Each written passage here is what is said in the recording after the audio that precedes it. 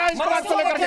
मदरसों को सुधारिए, मदरसों को सुधारिए। इस देश में मौलाना जी माफी मांगो। आप चला रहे हैं, माफी आपको मांगनी पड़ेगी। अरे मौलाना माफी मांगिए, विदेशी ताकतों मौलाना माफी मांगिए। आप आप जैसे लोग जो है इस देश को बर्बाद करने में लगे नहीं, हैं। देश को बर्बाद करने वाला मौलाना जी माफी मांगिए। आप ही लोग हैं कि मैं सुन पा रहा बीजेपी हूं को आपको। मुसलमानों मौलाना जी के माफी करीब मांगिए। नहीं होने देना अच्छा, चाहते। अच्छा, आप बहुत ही बहुत लोग हैं कि में। प्रधानमंत्री की जो स्कीमें हैं उनको मुसलमानों के साथ जुड़ने नहीं देना अरे बहुत चाहते। अच्छा, बहुत अच्छा। आप ही अरे लोग हैं मुसलमान- मुसलमानों और बीजेपी में मुसलमान- नफरत मुसलमान- पैदा आइए करेंगे। ना, आइए हो गया बीजेपी सर, में। एक सेकंड प्रोफेसर सिन्हा और मौलाना साहब, आप लोग दो छोटे सरेआम लोग, चिढ़ा बच्चे करके नहीं हैं, गौ हत्या आपस में करेंगे। लड़ रहे हैं। और क्या बंसल हिंदू जी चुप एक रहेगा? सेकंड, मैं डॉक्टर पात्रा को अब लाना चाहती हूँ डिबेट में। डॉक्टर पात्रा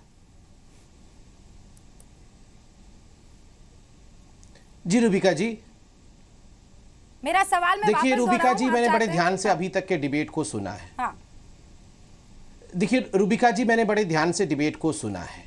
देखिए, मैं अपने इस बात पे बिल्कुल कायम हूं कि किसी भी व्यक्ति को कानून अपने हाथ में लेने का अधिकार है ही नहीं, और ये खुद प्रधानमंत्री जी ने एक मर्तबे नहीं 2 मर्तबे कहा है। और प्रधानमंत्री ही क्यों, सर, सरकार 3 है, मर्तबा। ये लोकतांत्रिक सरकार है, कानून को अपने हाथ में कैसे ले सकता देश के है? प्रधानमंत्री ने कोई 3 कानून अपने हाथ में ले ना, बिल्कुल। और हम सबको प्रधानमंत्री जी के साथ हम खड़े हैं, और प्रधानमंत्री जी ने, जैसे राकेश सिन्हा जी ने कहा है, यह लोकतांत्रिक देश है, और प्रधानमंत्री जी ने अपनी एक मोरल रिस्पॉन्सिबिलिटी की एक संदेश भेजा है पूरे देश को कि देखिए, कानून की जो व्यवस्था है वो सुदृढ़ होनी चाहिए, और कोई व्यक्ति यह ना सोचे कि वो बिल्कुल छूट जाएगा और किसी प्रकार का उसको प्रश्रय मिलेगा। किसी को प्रश्रय नहीं मिलेगा। मगर मैं राकेश जी के एक बात से बिल्कुल सहमत हूं, और मुझे लगता है यहां जिस प्रकार की तू मैं हो रही है, मुझे इस बात को रिपीट करने की आवश्यकता है। देखिए, जिस प्रकार आपने विनोद आतंकवाद का बंसल जी कोई की बात धर्म तो नहीं सुना होता है, ठीक उसी प्रकार प्रधानमंत्री नरेंद्र क्रिमिनलिटी मोदी का ने आज कोई धर्म लक्ष्मण नहीं रेखा होता है। खींच दी है। डॉक्टर पात्रा प्लीज, आपको प्रोफेसर सिन्हा की अगर आवाज आ रही थी तो आपको विनोद बंसल नहीं, की भी आवाज आ रही होगी। विनोद बंसल ये कह रहे हैं मैं कि उसको भी आप बोलता मेरी हूं। माता का कत्ल करेंगे तो हम क्या खड़े रहकर देखेंगे? वो देश में ऐसा ही हो रहा है। किस देश की बात कर रहे हैं? ये क्या तालिबान की कानून बात जब है? काम नहीं करता तभी व्यक्ति सड़क पर उतरता ये है। किसकी बात मैं कर रहे हैं? सर कानून मुझे जब ये काम नहीं बताइए, फिर करता तो सुनिए व्यक्ति आप, सड़क पर भाषा उतरता है सुनिए उस आप। कानून की रक्षा के लिए। देखिए, मुझे लगता है हम सबको रूबिका जी, विनोद जी, आपसे भी मैं हाथ जोड़ के प्रार्थना करता हूं। मुझे लगता है हमें शांति धरने की आवश्यकता है। जहां तक विनोद जी का सवाल है, मुझे लगता है सर, इनसे कोई भी प्रार्थना ही व्यक्ति करने की आक्रोशित जरूरत होता है। उन्होंने, मैंने नहीं सुना उन्होंने कहा कि हम हत्या नहीं, सुनिए रूबिका जी, 2 मिनट सब लोग शांति से सुनिए प्लीज। देखिए, ऐसी बात है कि मुझे नहीं लगता है विनोद जी का यह बिल्कुल तात्पर्य है कि हम सड़क पे आके हत्या करेंगे या लिंचिंग करेंगे।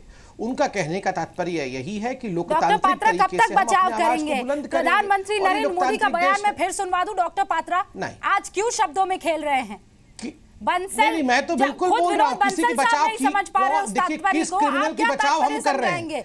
सड़क पर किसी गाय के लिए किसी हत्या हो क्रिमिनल जाती का है। बचाव कोई नहीं कर रहा है। एक बच्चे को ईद से पहले खत्म बिल्कुल, कर दिया तो ये जाता है, हमने उसे criminals धमका कर धमका रहे के हैं। लोग उसकी अरे मौत किस कर लिए देते हैं। खत्म बिल्कुल किया गलत गया? बात है। कानून व्यवस्था का मामला है। उसकी बिल्कुल मां गलत के बात पास है। उसकी लाश पहुंचती है। तो गलत बात है। अरे उसमें विनोद कानून बंसल काम ये कर कह रहे रही हैं, है। मेरी मां को मारोगे तो मैं खड़ा बिल्कुल रहूंगा। गलत बात है। उसके खिलाफ कार्रवाई होनी चाहिए। कौन मना कर रहा है आपको? जो दोषी है उसके खिलाफ देखिए, कार्रवाई नहीं, होनी चाहिए। उन्होंने कौन उस मना कर समय रहा है? नहीं, उसका उत्तर तो विनोद विनोद बंसल बंसल ही दे जी सकते मैं हैं। मैं आलोक कैसे शर्मा बोलूंगा को उन्होंने ले क्या आऊं कहा? सर। आलोक शर्मा जी को मैं ले आऊं, उसके बाद मैं आप सबके पास आती हूँ। बहुत देर से वो हमारे साथ बने हुए हैं। आलोक शर्मा जी,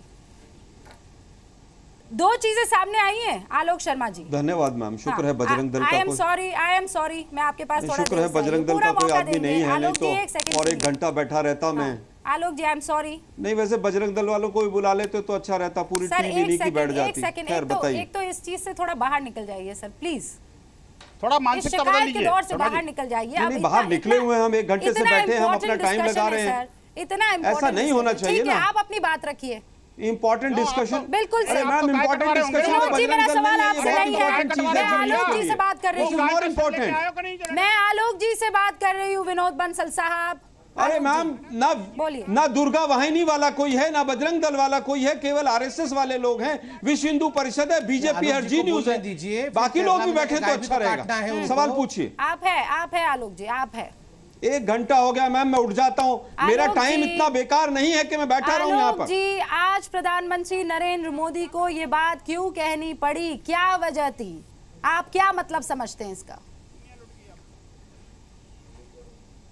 इसकी सीधी सीधी वजह है कि प्रधानमंत्री महोदय भावनाओं के साथ खेलना चाहते हैं।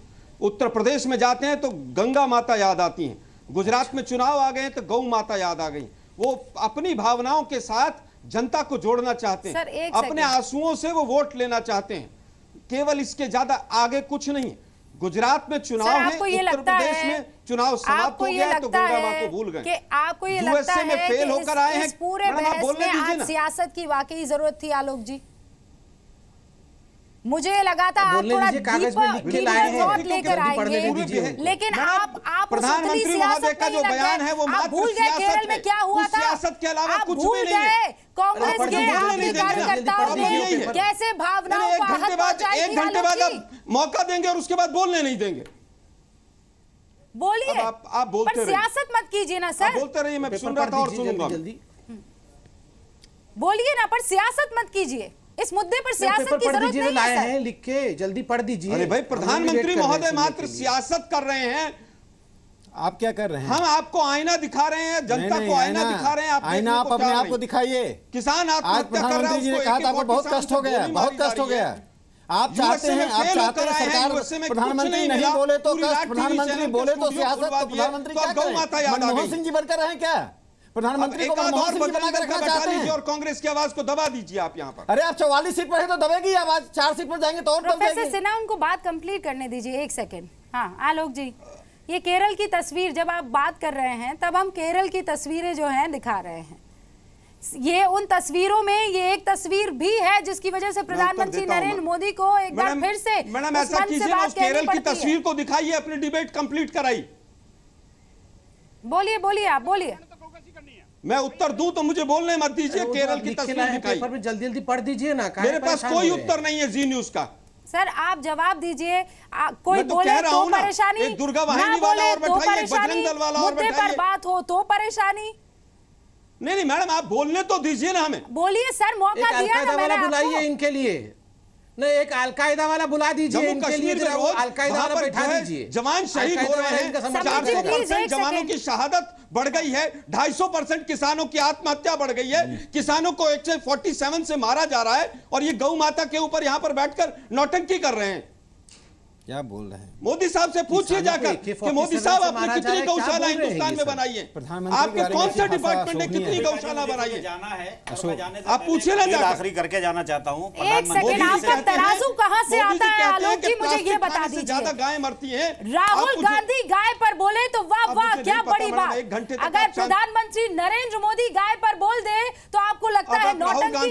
अरे ये तराजू आपका फेंक देना चाहिए आपको सर। मुझे प्योर नौटंकी है, प्योर नौटंकी, इसके अलावा कुछ नहीं है। किसी भी देश में लोकतंत्र में प्रधानमंत्री के प्रति ऐसा अशोभनीय शब्द नहीं बोलना चाहिए। आलोक जी राष्ट्रीय पार्टी के प्रवक्ता होकर कैसी भाषा का उपयोग करते हैं? आलोचना करने के बहुत से शब्द होते हैं। आलोक जी कुछ तो सीख लीजिए, आप परिपक्व प्रवक्ता होकर क्या बात कर रहे हैं? 1 सेकंड प्रोफेसर सिन्हा साहब, 1 सेकंड। आलोक जी, मैं कह रही हूँ जब आपसे इतना गंभीर कांग्रेस के प्रवक्ता को मौका नहीं देते। आलोक जी, मैं इतना आरएसएस के प्रवक्ता आपके चैनल पे बैठ के कहते हैं 2-4 घटनाएं हो गई हैं। अरे गली शहर शहर आदमियों को मारा जा रहा है, ईद के दिन लोगों को मारा जा रहा है। मैं ये कह रही हूँ, एक बात कह दीजिएगा, हमारा कोई वास्ता नहीं। 400 घटनाएं हो गई हैं क्या? आरएसएस कह रही है कि हमारा कोई वास्ता नहीं। अरे आपका केवल इतना वास्ता है कि जो लोग लिंचिंग कर रहे हैं, जो लोग लोगों को सड़कों पर मार रहे हैं, उनको वहां पर आपकी सरकार है उनको प्रश्रय दे रही है। कौन प्रश्रय दे रहा है? बल्लभगढ़ में कितने लोग गिरफ्तार हुए? राजस्थान में कितने लोग गिरफ्तार हुए? क्या बात कर रहे हैं? क्राइम करने वालों को कोई गिरफ्तार नहीं कर रहा है। ये भारत में संघीय व्यवस्था है, संघीय व्यवस्था में केरल के अंदर बछड़े को मारा। अरे हमने मैं जाने से पहले बस सिर्फ इतना कहना चाहता हूँ, प्रधानमंत्री जी से भी कहना चाहता हूँ और प्रधानमंत्री जी की पूरी सरकार से, जहां जहां भी बीजेपी की सरकार है, खासतौर से उनसे और बाकी सब सरकारों से कि भाई प्रधानमंत्री जी भी बोल गए, इसमें दूसरे लोग भी बोल गए और सब बोल रहे हैं, लेकिन प्लीज खुदा के वास्ते जानवर के लिए इंसानियत का कत्ल मत होने दीजिए। जहां तक आपके अकीदे और आपकी आस्था का मामला है, आप बिल्कुल अपनी आस्था को कायम रखिए, अपने काम पे रहिए, लेकिन मवेशी के लिए इंसानियत का कत्ल करना, रेल में चलते हुए आदमियों को मारना, पीटना, उनकी जान ले लेना, और प्रधानमंत्री जी इस पर आप एक्शन लीजिए। बोलने से एक्शन की जरूरत है, एक्शन लेने की जरूरत है। एक ब्रेक ले रही हूँ सर, मैं एक ब्रेक ले रही हूँ सर, सुनिए 1 सेकंड। आचार्य विक्रमादित्य सर, बस केरल के भी उस को भाषण दे देते आप थोड़ा सा, जो दूसरों की भावनाओं को आहत पहुंचाते हैं।